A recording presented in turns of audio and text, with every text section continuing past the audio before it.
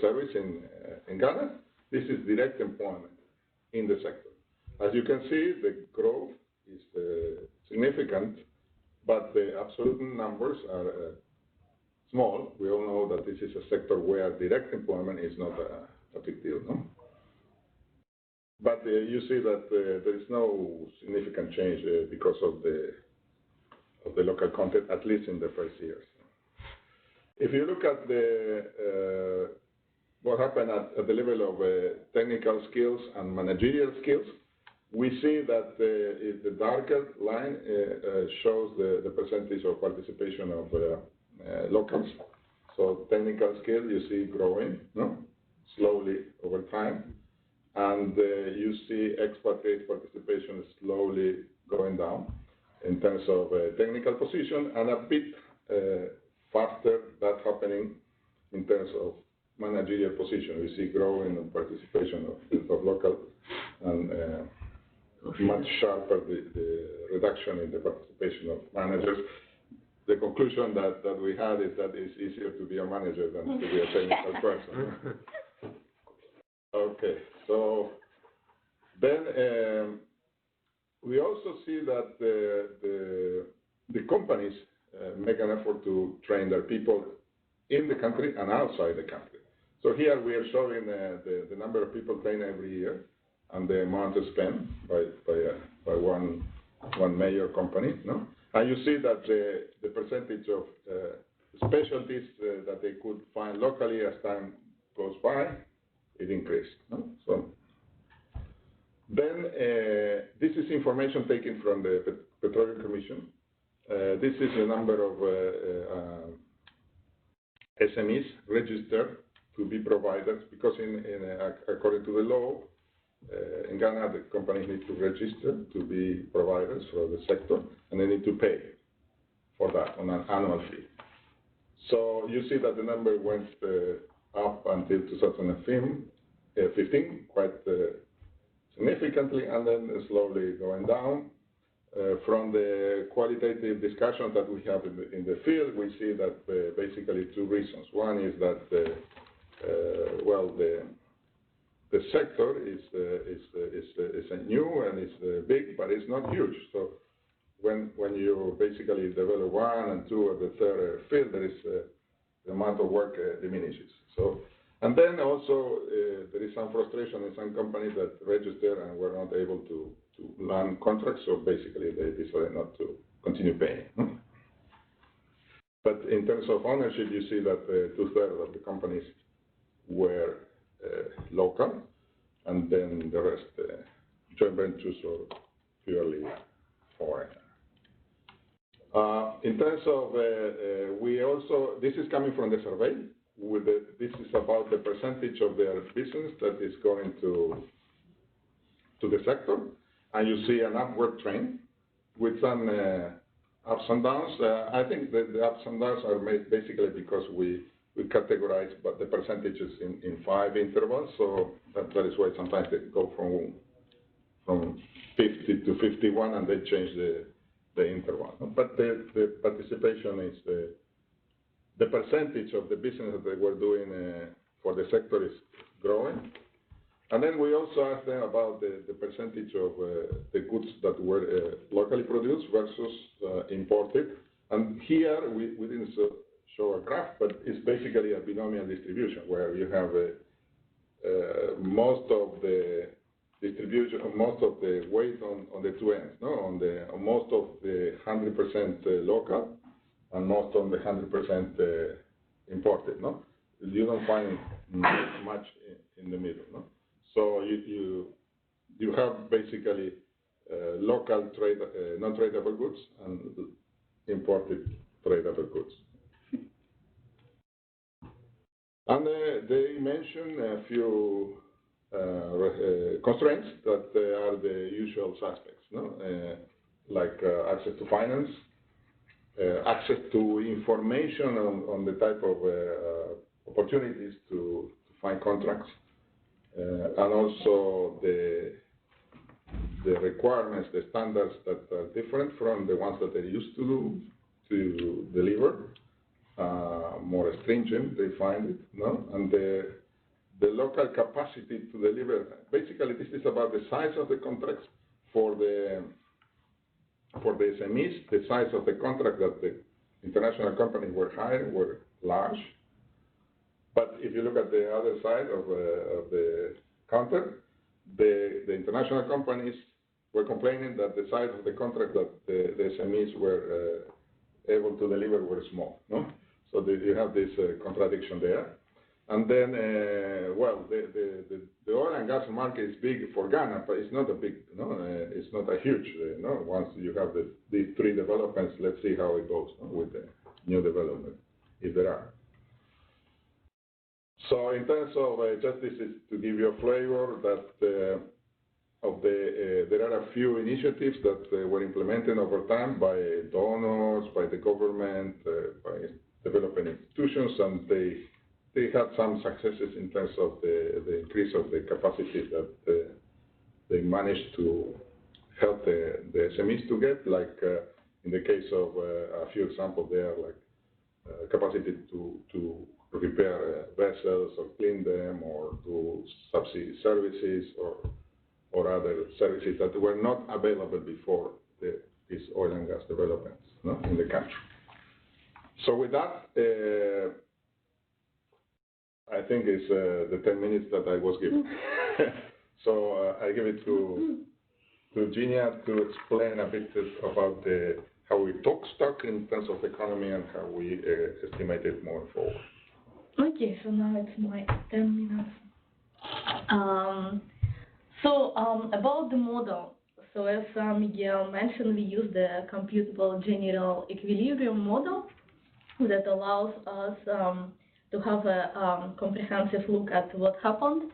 And the model links all the major sectors of the economy, government and households.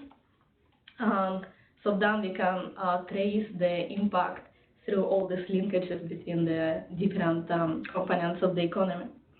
So what we do first, we build our reference scenario, which is our counterfactual, which is basically the situation that nothing happened, there were no investments, and oil and gas, they were not discovered and developed.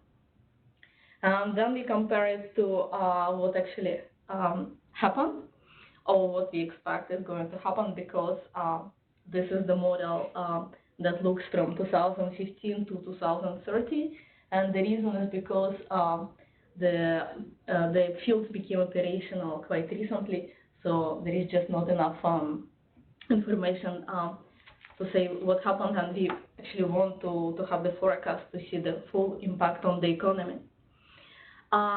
So in terms of what happened, the impact of the investments, we divided them into different stages to be able to understand what were actually the major impacts.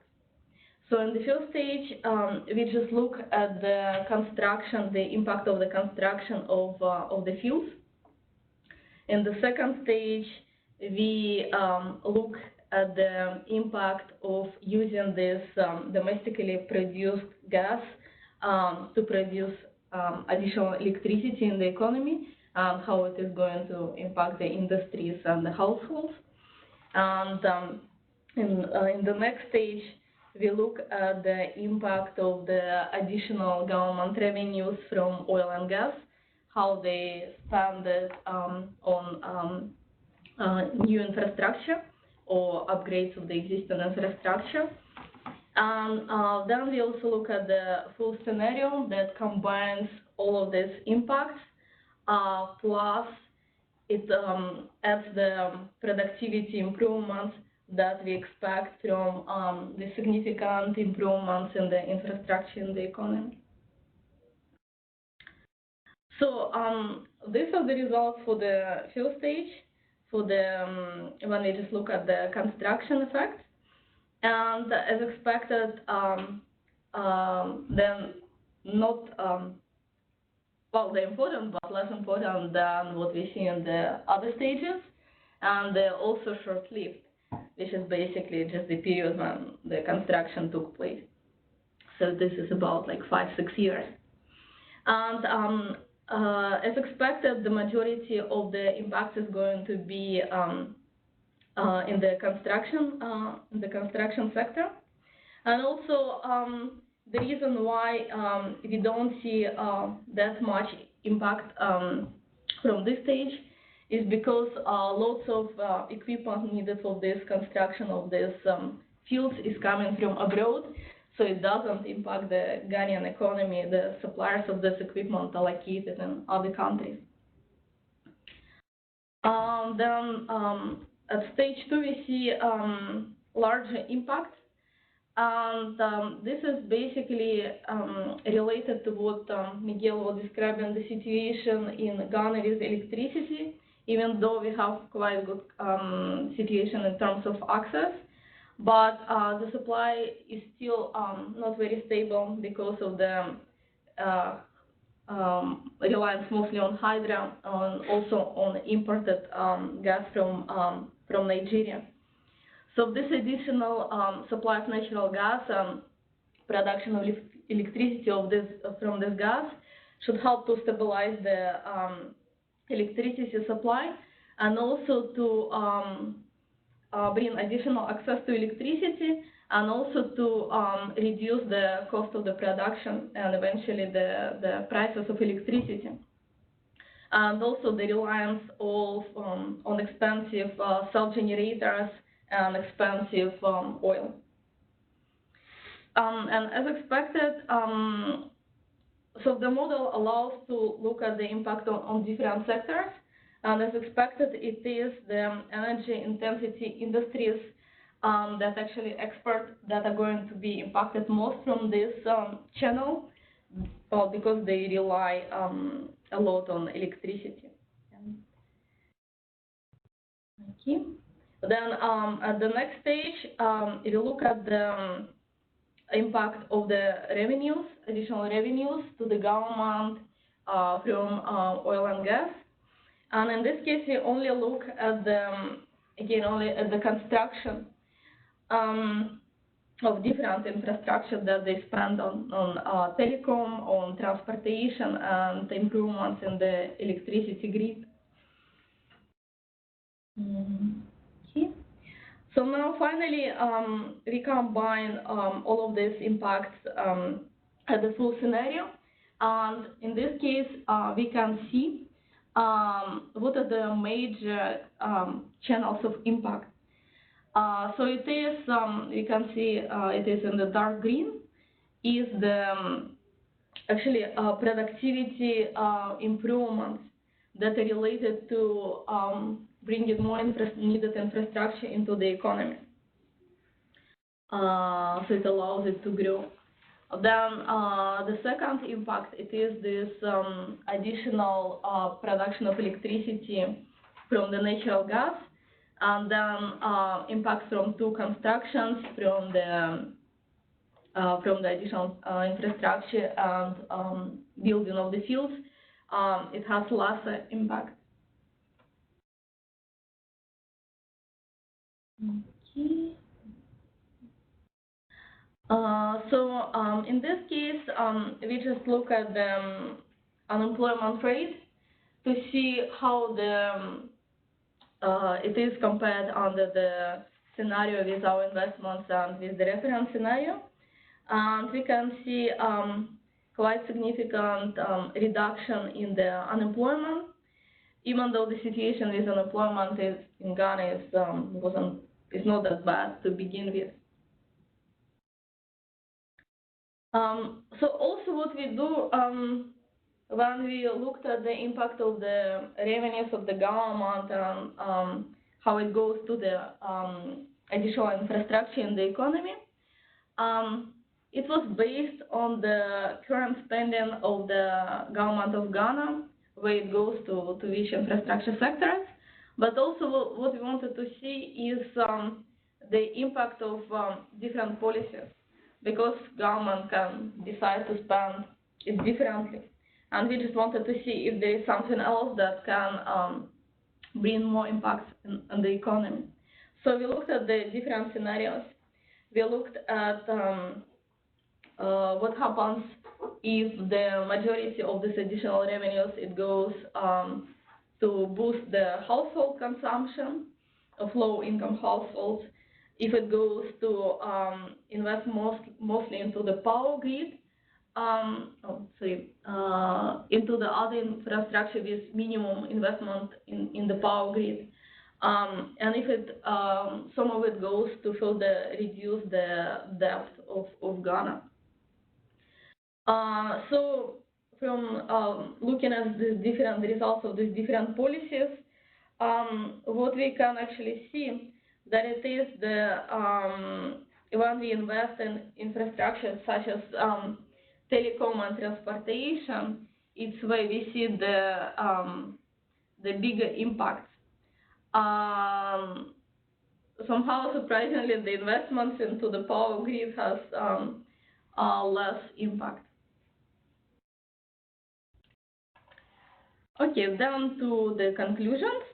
So the main conclusions is that we found with the application of this comprehensive model that the investments had important impact on the GDP and employment in the country. That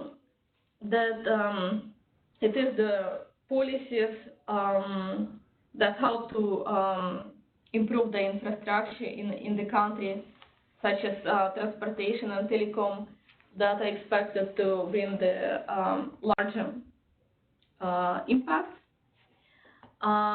Then this use of natural gas to produce electricity is a very important channel, since it helps to stabilize the economy, allows it to grow, and also to bring additional investments into the economy.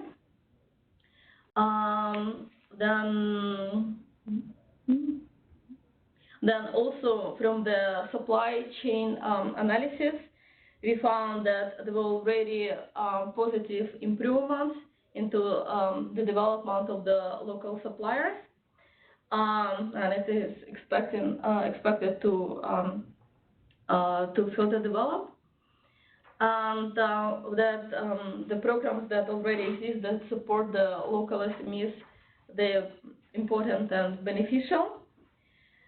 And there's still significant constraints that remain, such as access to finance and information that, if we deal with, should help to improve the situation. And as the last slide, we just wanted to look at what else can be done, what further studies can be done. And it is looking at this impact of the local content policies, because they're quite recent, so it's difficult to say much now. So it would be good to look in the next couple of years. And the World Bank now is doing a study of Ghana, looking at the local suppliers. So I think that will be taken care in this study. And it would be also good to look at how different programs that help to small enterprises to develop what impact they have in more detail. Yeah.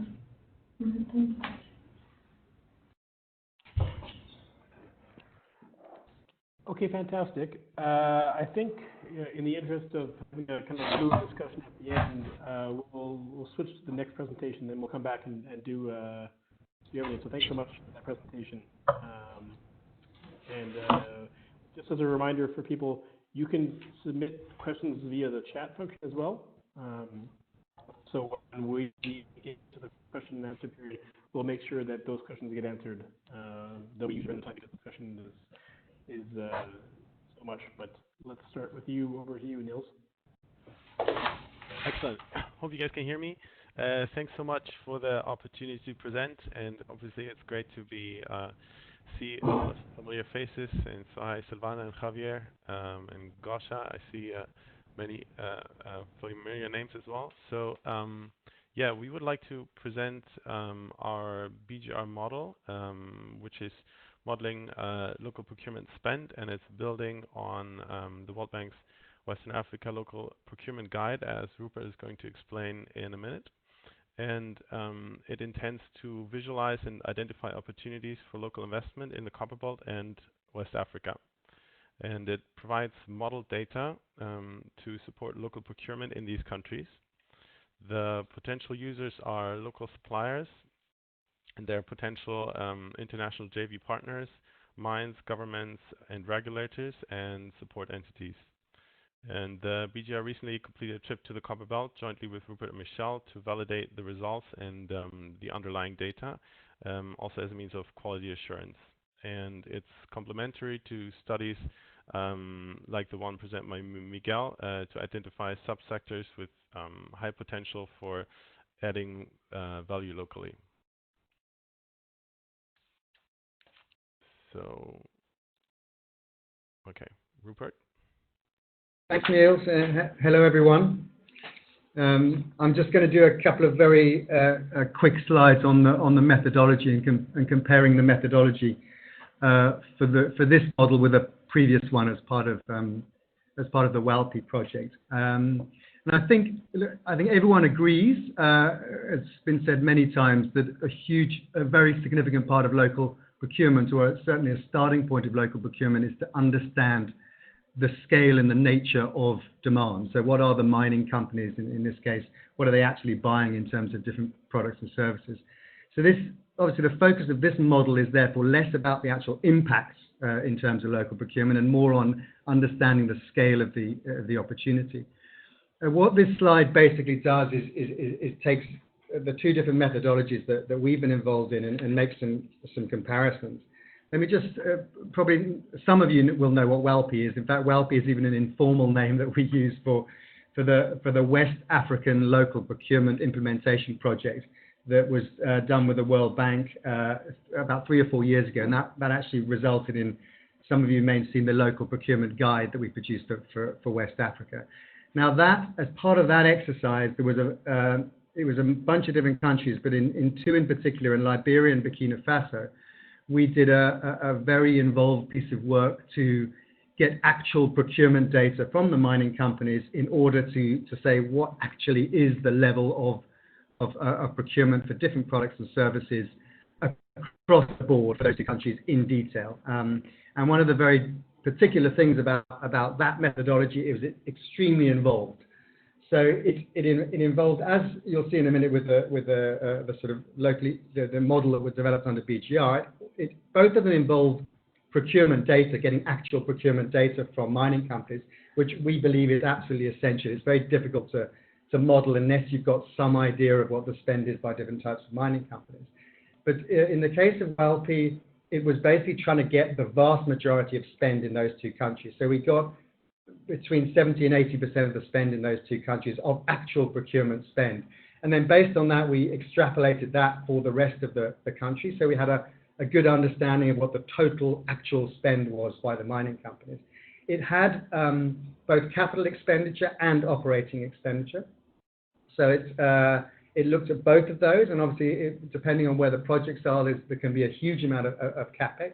It was all phases of mining, so it had exploration, had construction, had the operations phase, and it also forecast. It didn't just say this is the current situation. It said, based on historical patterns, what's it going to look like as other projects come on stream going forward.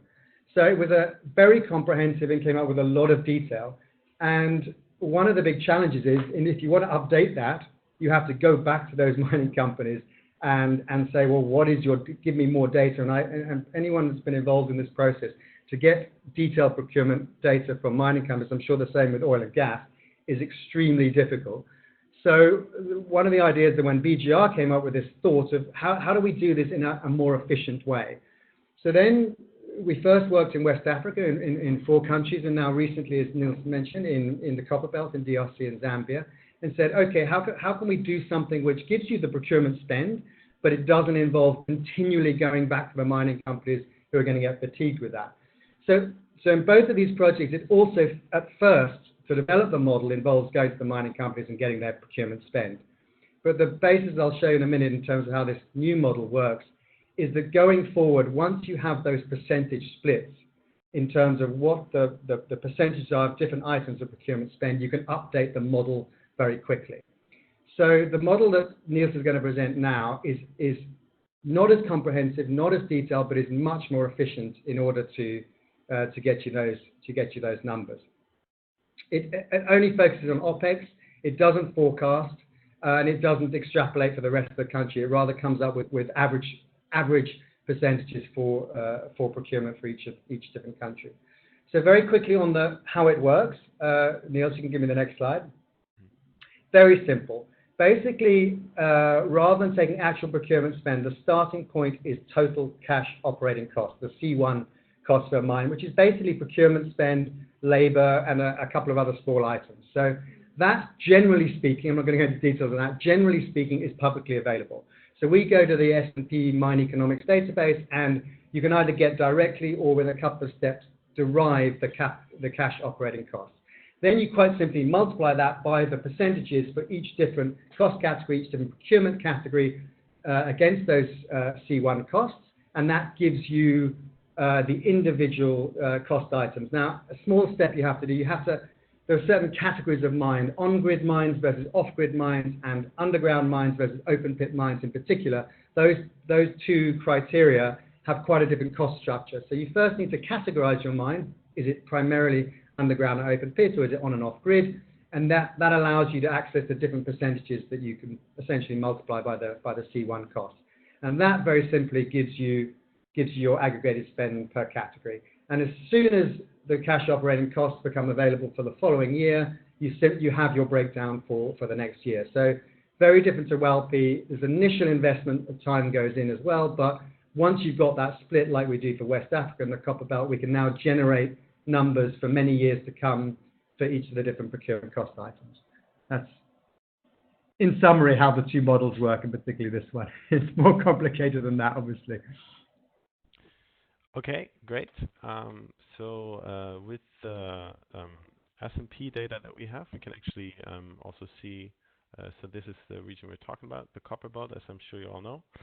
And here we see the location of the individual mines, and so the size of the bubbles is the production volume in terms of copper equivalent. So it combines the production value of both copper and cobalt and expresses it in one single value.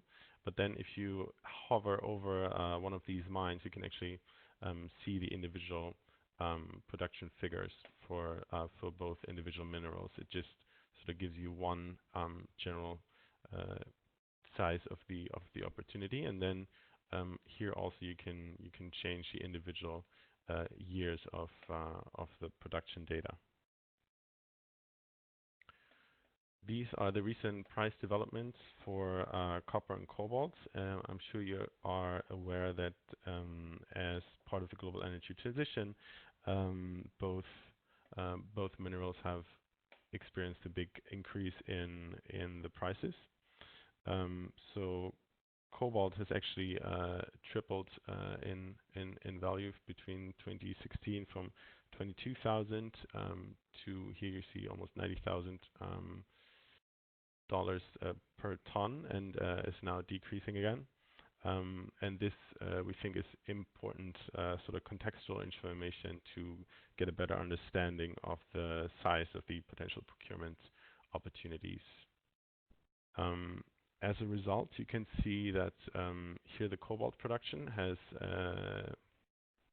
shot up over the past 4 years, whereas copper remained relatively stable.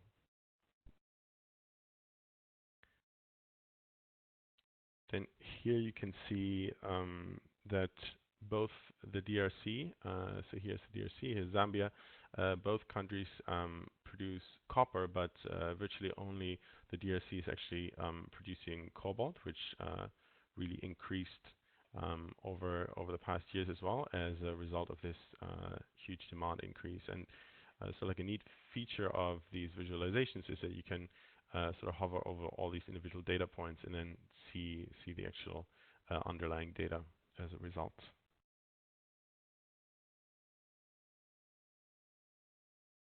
And then here we see that the copper production itself remained relatively stable, but the production ratio of copper to cobalt did subside over the years. So basically what that means is, I'm sure you know that cobalt is a byproduct of copper production, and so basically the miners started to go into ore areas where there was a higher concentration of cobalt, and this is how you can see it in the data.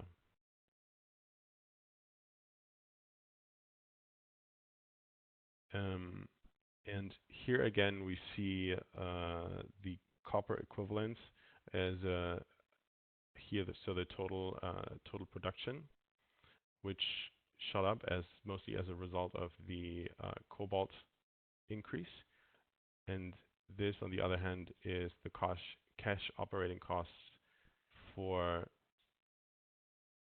the whole region. So which has a total size of, here it was about $6.5 billion in 2014, and now it's back up to about $5.5 billion.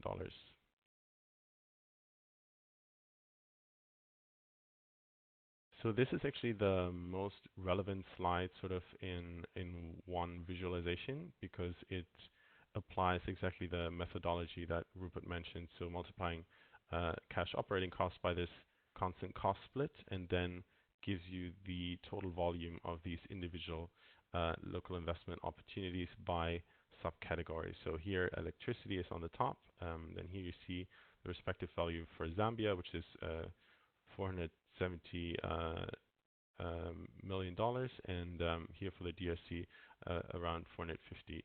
And so that allows you to sort of see where the biggest opportunities are if you sort of investigate these further based on the feasibility.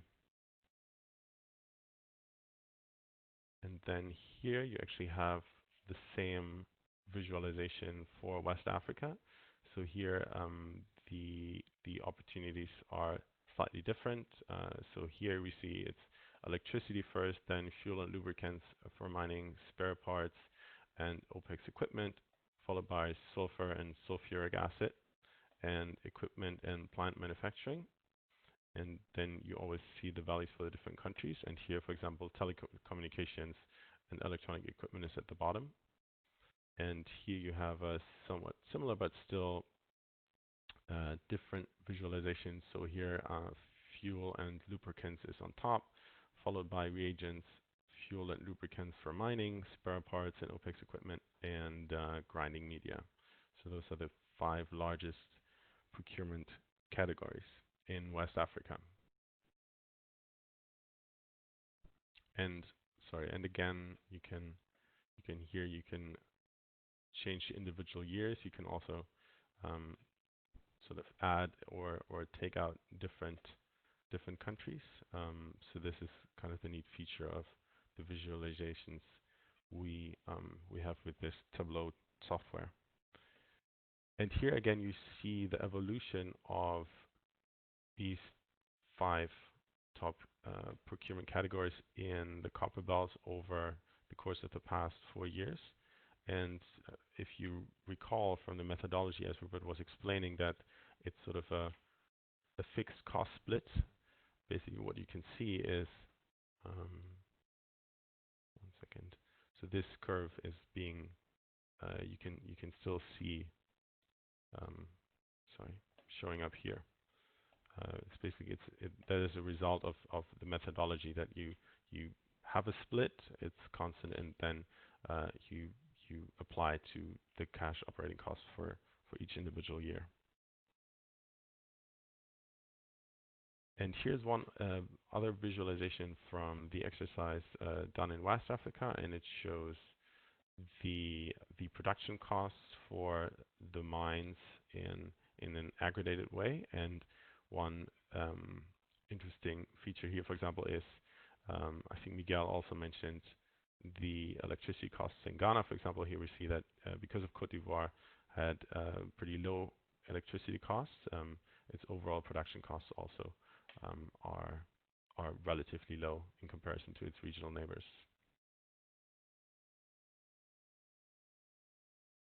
And here in the end, just a disclaimer that even though obviously we're make every best effort to ensure the quality of our data, we don't assume any liability for people using it. But yeah, that shouldn't proclaim you from using it. Thank you. That's an important qualification there, Nils. I know you don't want to get a lawsuit against you for anything, but I think that's a fantastic and interesting model, and I think that it's obviously never going to be perfect, but I think that any effort to get more information out on what companies are actually buying is of immense use to policymakers, the industry itself, and other actors trying to increase local procurement. So thanks very much for that. Maybe Isabella, can you just switch it to the Q&A slide, and we'll start there. As I mentioned before, you can put questions on the chat. So while the people are speaking, if you have an idea hot in your head, you can put it down. And I'll open the floor. Maybe I'll just actually start with one that came in that wasn't answered. I saw Rupert answering a few of them, but Ileana Ferber asked, can you provide more information on the World Bank study on local suppliers in Ghana? So I guess it's for you, Rupert.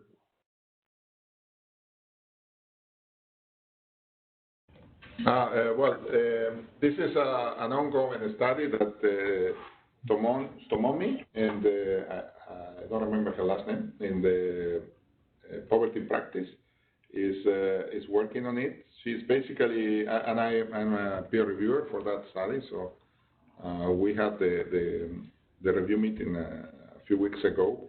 Basically, what she's doing is she's looking at all the surrounding areas around the oil and gas exploration or production, and doing impact evaluation. So she basically started with an impact evaluation in looking at based on the information from the statistical office, and she looks at what if any impacts can be understood over time. This is what she's doing, which is basically, I was very happy to learn and to be invited as peer reviewer, because it's one of the follow-up studies that we mentioned. So this is high in the interest of the country director in Ghana, and this is ongoing. I think they will have some final products shortly.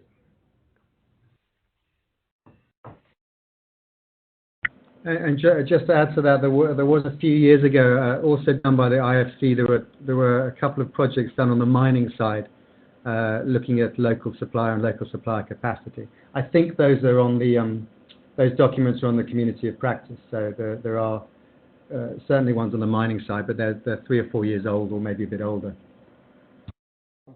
So if I may add, if someone is interested, I can put you in contact with Tomomi.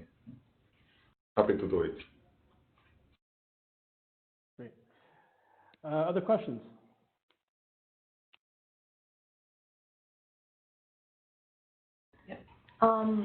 Yes, this is Eugenia. Can you explain in more detail the methodology behind the model that you presented? You're asking Niels, right? Yes, not to myself. Yeah, Rupert, you want to go, or? Up to you. You can start and I fill in either way. I'll go for as long as you like. Yeah, okay. I mean, obviously, this is it's not a CGE model, as I said. It's pretty basic in its setup. So you just take the total cash operating cost, and then you have one split, which is very hard to sort of figure out, validate. That's what we recently went back to, which then tells you, it gives you each of the cost categories that we have in the final sort of estimation. It gives you a split for the type of mine. So, for example, mines which are on the grid have a different cost of electricity than mines which are off the grid. And then you ask them sort of. We came up with like a list of all the individual categories, and then this is the basic formula that you apply, and then we combine it with the sort of the cash cost data, and can then extend it to a certain number of years, updated going backward, forward. But yeah, it's not a CG model, so to speak. So to follow up on this, so we also built something similar for the mining in the IFC. But our major issues that, again, it only looks at the CAPEX and OPEX. But this larger impacts from the revenues and how the government spends it and how it impacts the economy. We still haven't figured out how to do this properly in like more simple setting than CG, because again, we apply our model to the project that we get, so we don't have like 3 months to build the CG and the funding for this. So I don't know if you thought about how to look at the impact of the revenue, so if you're planning to expand this model further. No, I mean, it's a pretty self-contained model. It's really like its only purpose is to like show the spending categories for these individual items. Like that's the only purpose that it has. So we're not planning at this point to expand it. I'm not sure exactly what you mean, like of the way that the spending is. You say you try to expand your model to see the impact of the spending. Yeah, because basically, I guess what you do and what we do, we just look at the impact of the construction of the mines, right? Okay, we look at the different types, but at the end it's just the construction expenditures and the operation expenditures. But then the large impact from these mines, right, is the revenues that they give to the government. And then this is the impact on the economy that we are not looking at. I think these two models are not looking at the same thing, Eugenia. What the BGR is trying to do is to kind of give a preview to local suppliers of what might be, even international suppliers, what might be the value chain opportunities. I see. They're not trying to model the impact of those value chains on the wider economy. I see. Okay. Then we just have different. So it's basically procurement opportunity. It's basically an upgraded to a portal. Yeah, which is a good addition. It's because very good addition, as a matter of fact, and it's quite easily understandable. If I may follow up on what you were saying, your approach is similar to what we did in Tanzania. We did not do the CGE model because, as for your budget constraints, we had similar budget constraints, and the input-output table for Tanzania was very ancient, so it would have been basically useless to our project. What we did, and I'm not sure that you have done it and to what extent you have done it, when we did the surveys and established the profile of SMEs that operate in Tanzania, we actually looked at their cost structure, the efficiency, and the type of standards that they might be able to comply with. Did you do a similar mapping in your study? Yes. Yes, okay. It is in the study. Right, so you have an idea of which suppliers might be closer to participating in tenders and which needs... Yeah, we didn't show it here because it's going to be very long, but yes, we did that mapping. And it is in the study, and I can show it to you.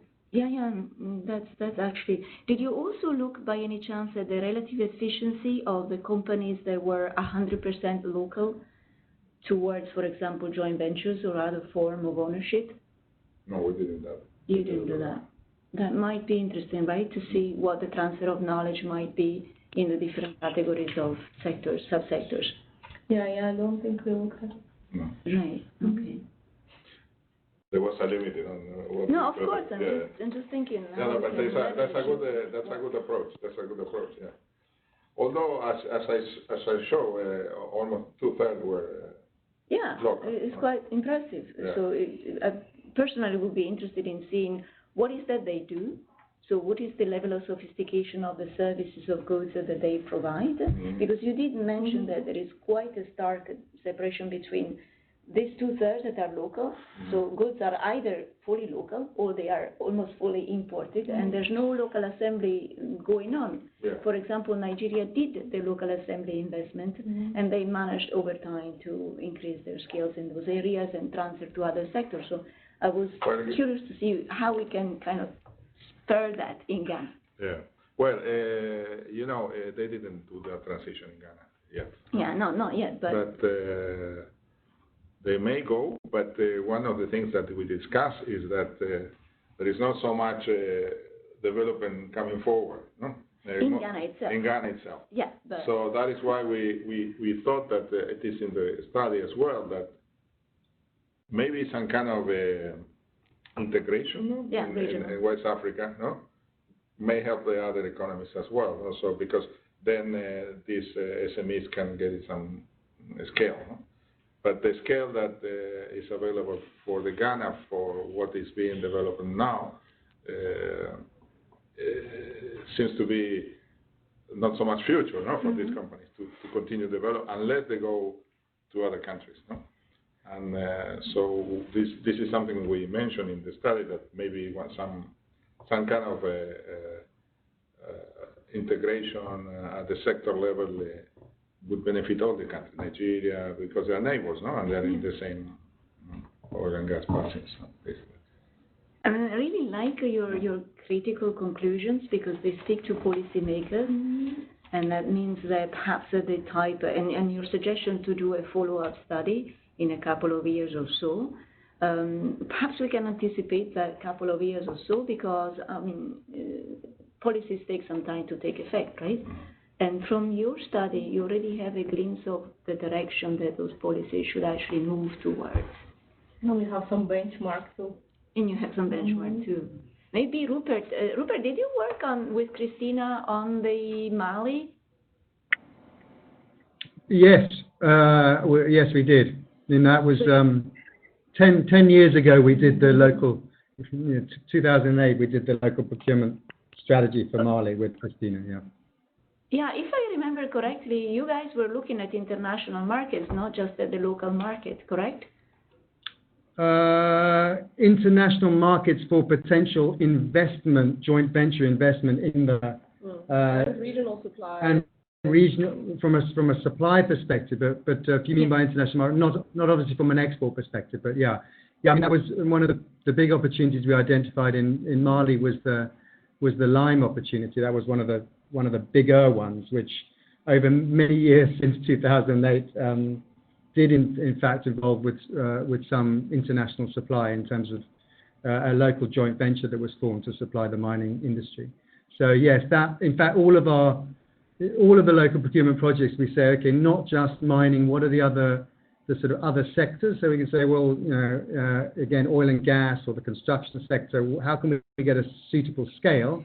And then once you've got the optimum scale and you say, well, is that opportunity suitable for what some people call local or the affected community? Is it suitable at the national level? Is it the regional level? Or is it something that lends particularly well to an international local joint venture? And we have, I have a particular preference, I suppose, to sort of move local procurement away from the sort of obvious, the small things, the kind of uniforms and the food and security, which is often important, but it's the big stuff like lime, steel balls, some of the chemicals that I think are where the really big potential opportunities are, which will drive the economic development or the job creation, the investment, the skills transfer, all that stuff.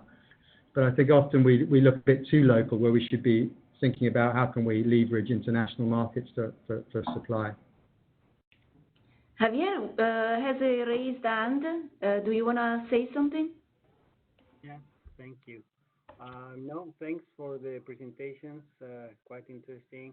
I think we are having basically two different approaches under the same title for this session, because I understand that basically the Ghana example, it's mostly on impact, no, and the methodology and the mining for the copper belt is a little bit more on how to identify opportunities for interventions in terms of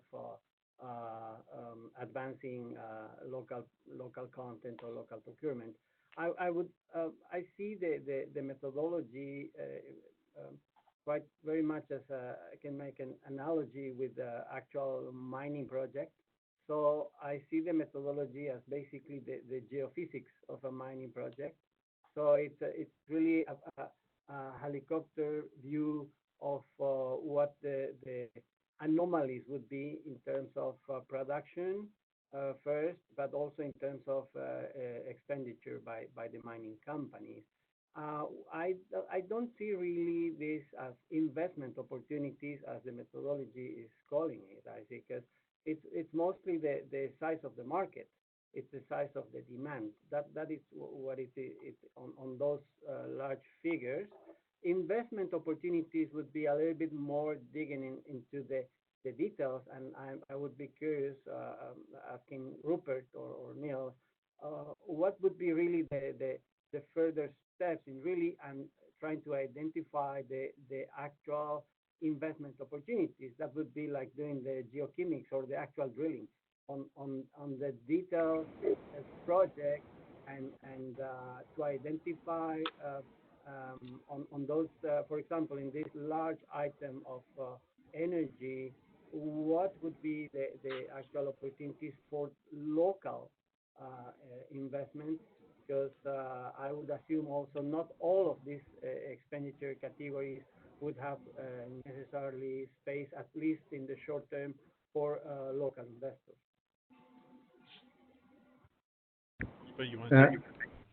Sure. It's a few excellent points in there. Yeah.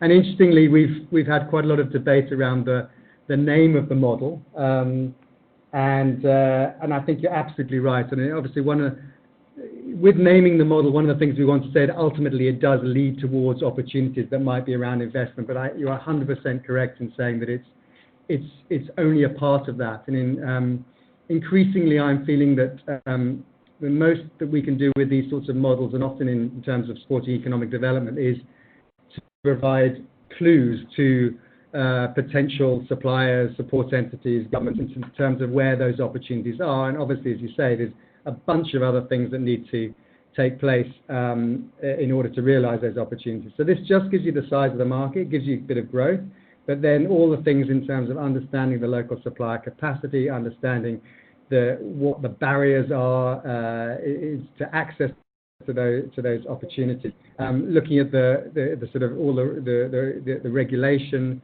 in terms of what opportunities can be supported. And I think this thing is doing a very focused task. The very first part of it is just saying how big is the market, because often we find that the interventions are taking place. The point I was making earlier about smaller opportunities, you find that there's support being provided to a bunch of uniform manufacturers, and this is saying, well, hang on, if you're trying to create 10 uniform manufacturers and yet the size of the market is only $4 million, well that's not sufficient. But now let's look at electricity, and now let's take that.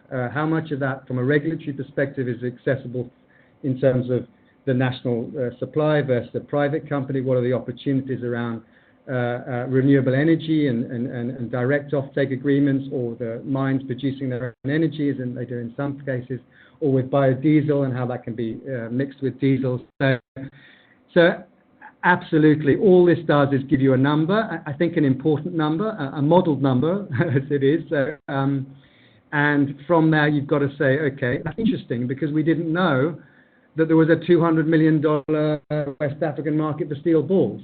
So how can we take that and say, right, let's target SCORE in South Africa, or target steel companies in Europe or China or the US, and say, who might be interested in a joint venture in accessing a $200 million market? But there are another 24 steps than saying it's a $200 million market. But that in its own right is an interesting thing.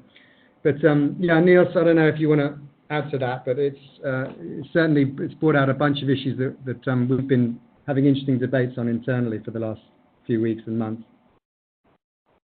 No, just, I mean, you're right. There are further steps that need to be taken to see whether there are actual opportunities. But yeah, I'll leave it at that.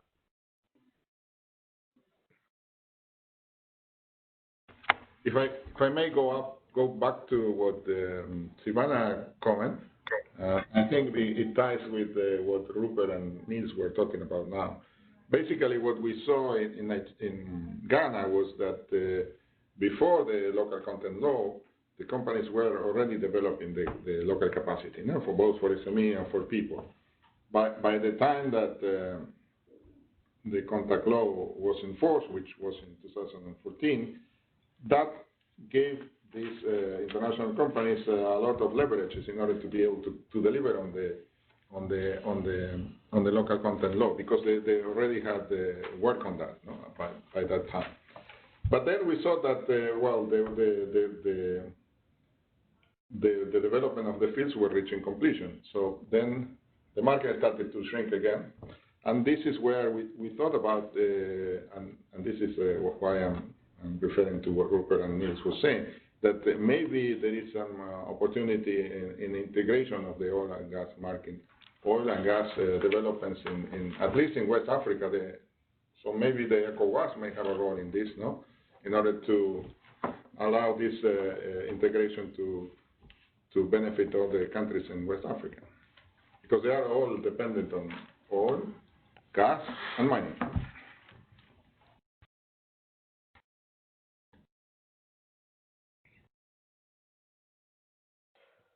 Great. I'm just looking at the chat here for other questions. Rupert, you've been answering some of these questions here, so they haven't been up to the floor. But maybe just, I think it's a good question and worth bringing up. But Gemma asked about codification to differentiate the categories. So maybe if you could do a little detail on that process, because obviously that's an extremely complicated and complex process, which is in many ways where a lot of these efforts have kind of got stuck in the mud. So I'd love to hear your thoughts on that.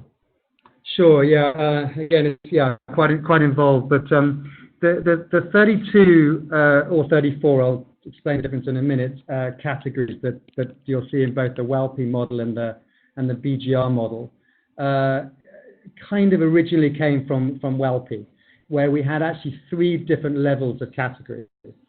A very high level one with 3 or 4 different categories. I think the distinction was consumables, services, and I think it was it was a big capex related category. And then within that, we essentially had the 32, and then beneath the 32, we had about 60 to 65. I can't remember. Now, what is interesting about the 32, and this has taken many years to, I'm not going to use the word perfect because I don't think we've quite got there, but to get to a useful point, the 32 categories are our best effort at where you can aggregate across any mining company.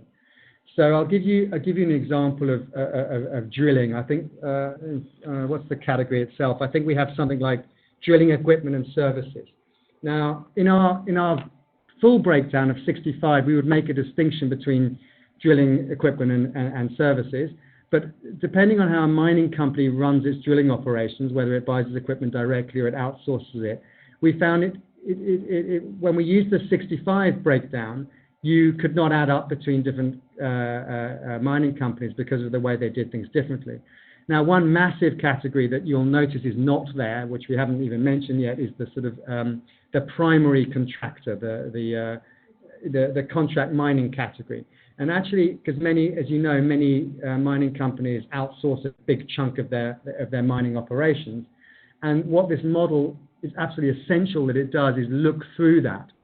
So all these large contracts, which in themselves may have within them PPE or may have food, for example, the model's no good if you get a percentage estimate for what the mine directly buys on food and on uniforms, but you have one big category of 40 or 50%, which is going to a primary contractor, a mining contractor. So what we try to do over the years is get to a point where you can come up with categories that if you get any procurement data from any mining company, you can put them within those. But often where the specific opportunity is a subset of that, and that's often the feedback that we always know we're going to get on this model. This is great. It's great if you're a potential lime producer because there's an individual category of limes, there's an individual category of explosives, for example. But if you are a pump producer, then you are thrown in with the category of spares.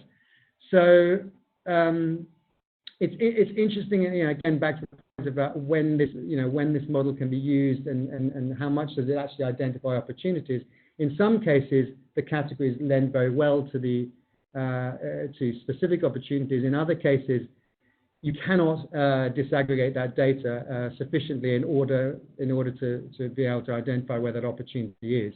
And obviously, we've been given a lot of individual procurement data, and one of the only ways you can get it is to tell the mining companies we will only ever use this in an aggregated way on average, so that people can see the size of the total market and not the individual procurement by individual mines. So that's another reason why we have to aggregate. But it's interesting, when we moved from gold in West Africa to copper and cobalt in the copper belt, we only changed 2 or 3 categories. So if, for example, we split other reagents, I think I made that in that comment, we split other reagents in terms of lime. We're now pulling out cyanide because that's quite a big one, although not a great local procurement opportunity. And in terms of copper and cobalt, the sulfur or the sulfuric acid, depending on whether they produce it themselves or not, is an important one to pull out. But generally speaking, the 32 categories, which came from WALPI, which was primarily a gold-focused exercise, also works for other commodities. It works well for copper, broadly for bauxite, for iron ore, with a little bit of tweaking. So hopefully, as this expands, as we cover the other commodities in other countries, we should be able to aggregate even across commodities. I've answered that question and bits of others as well. I'm not sure if I've fully answered the original question, but that's some of the flavour of how we got to those categories.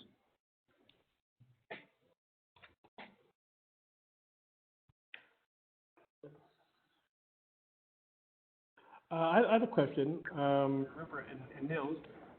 Given you were engaging with, in this case, the DRC and Zambia for the copper study, and then you've done the same thing in Ghana, I'd be interested to know sort of initial reactions from people you've engaged with, such as perhaps policymakers in both countries. Some of the modeling you did in West Africa, has that been practically used, and some of the kind of experiences coming out of that, that would be interesting to hear. Yeah, so in the DRC, obviously it's they're having elections next month, so it's not sort of the time to discuss where this is going at this point. So I think in a few months it'd be a much better point in time. In Zambia, I just read in the ELLED newspaper, newsletter, that there was just a recent legislation passed of 35% for local content. I think there is interest in the work that we've done, but at this point we can't I think there is interest. That's all I can say at this point.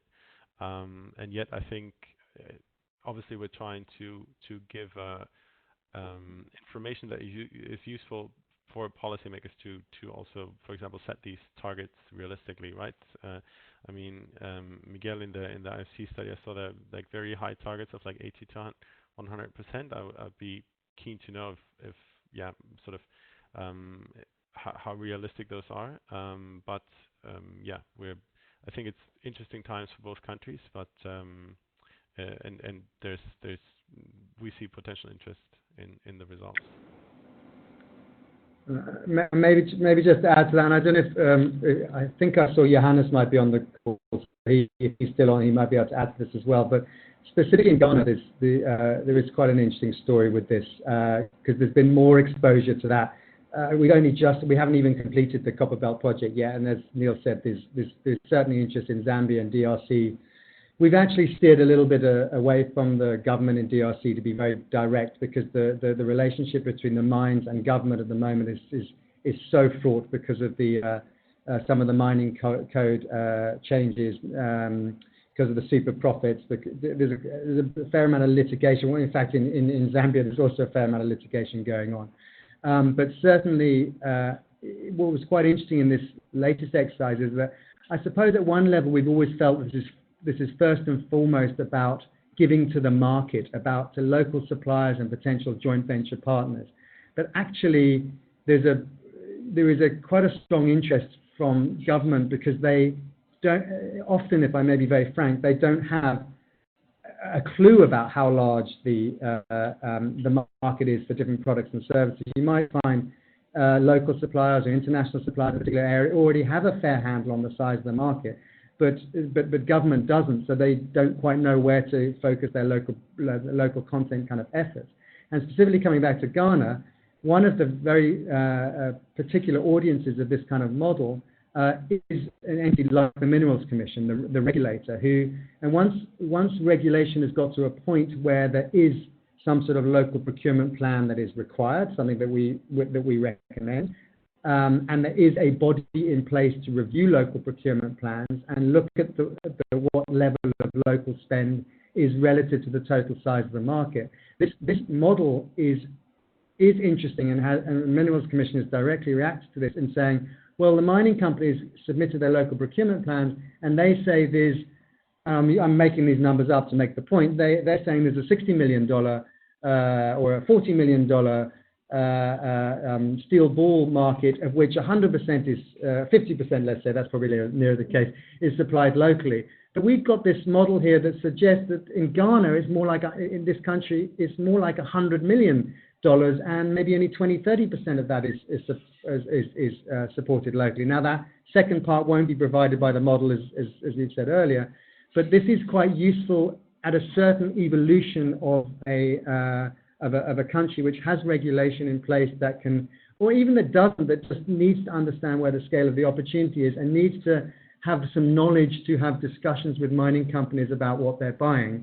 Even if it's only a model and it's not 100% right, it's a point of discussion to say to a mining company, we would expect this to be about this scale, and you're showing us something a bit different, let's have a conversation. So I expect that it will be equally interesting for regulators and policymakers. And I haven't really spoken about policymakers versus regulators, but from a policymaking perspective, obviously it leads more into where you can direct the opportunity, rather than pursuing opportunities where the noise is, rather pursue opportunities where you know that there's a decent size of market, and other things that you need to know about the opportunity. So it informs that debate, and it informs the negotiations, if you like, with mining companies in a local procurement reporting context.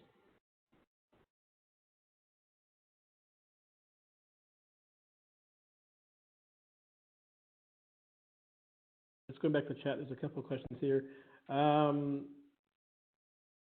Johnny West asks, is there any evidence that more developed local supply chains have influenced international investors to make an FID?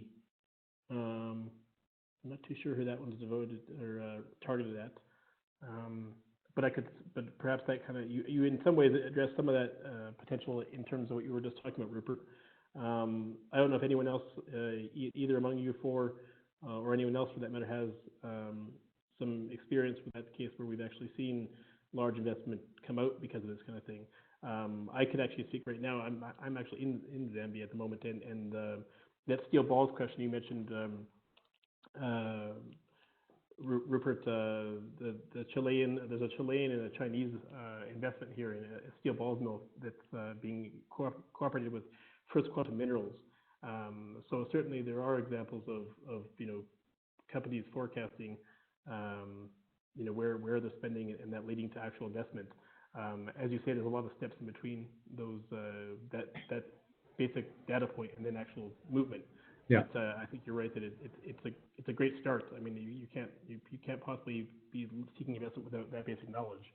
I don't know if you want to add to anything, Rupert.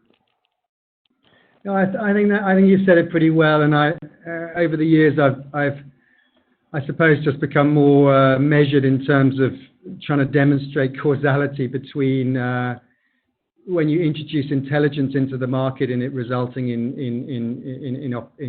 investment, I suppose.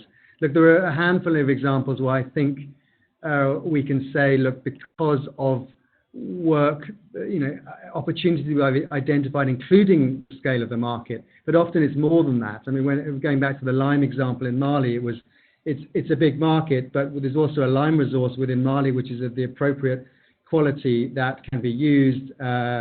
If you combine this with some deal around electricity prices, and if you can wrap up some offtake agreement with the mines, and then you can facilitate that investment. Now,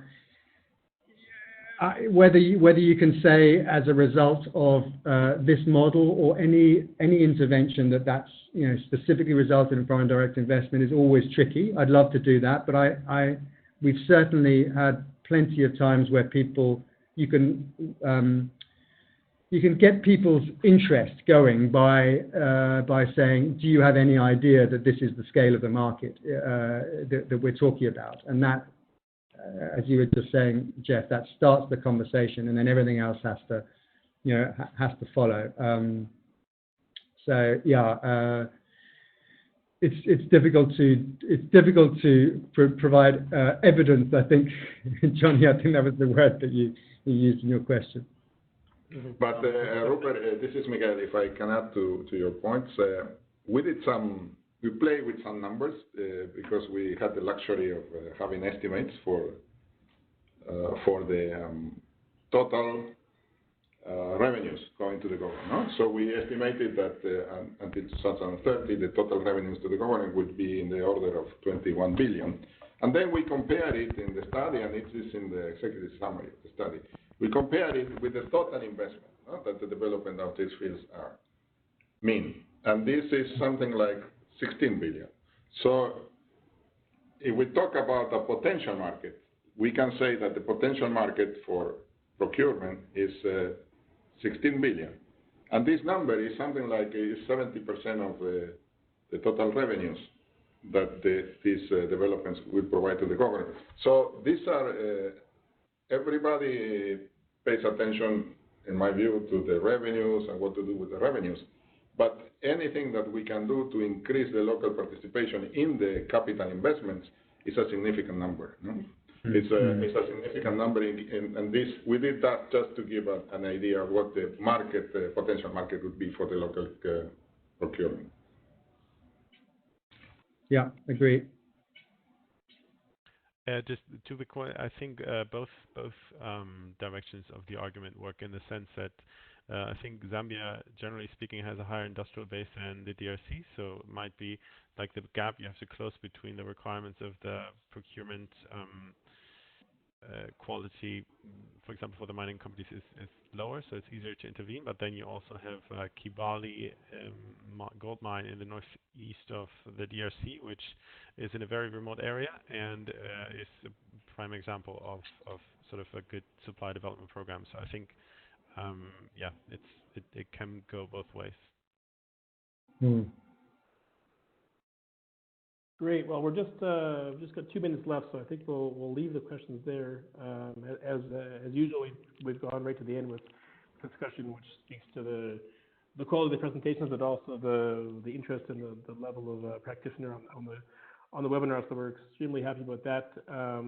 Really thankful for both presentations. Really some interesting things to chew on. I think the more of this, the better, I think, and obviously that point of causality and leading to actual policy change and impacts is one that we're constantly trying to prove. But I think this audience of all knows the value in these kinds of things. So we really appreciate that. So thanks, Miguel, Virginia, Nils, and Rupert. Just a bit of housekeeping. We will probably have our next webinar near the end of January, the start of February. We'll be out with information on that sooner or later. As I mentioned before, if you're not on the COP and would like to join, you can contact myself or Kyla DeWert via the GOXI post for this event, and we will have a online on the COP. This discussion will continue. We'll post a summary, and people can follow up with additional questions to the presenters.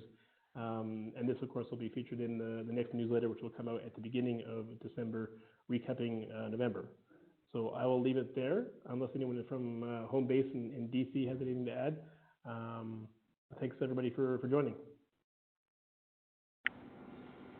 No, I think the home base doesn't have anything to add, except again for thanking everyone, and also yourself, Jeff, for the wonderful job that you always do in coordinating these discussions. Thank you.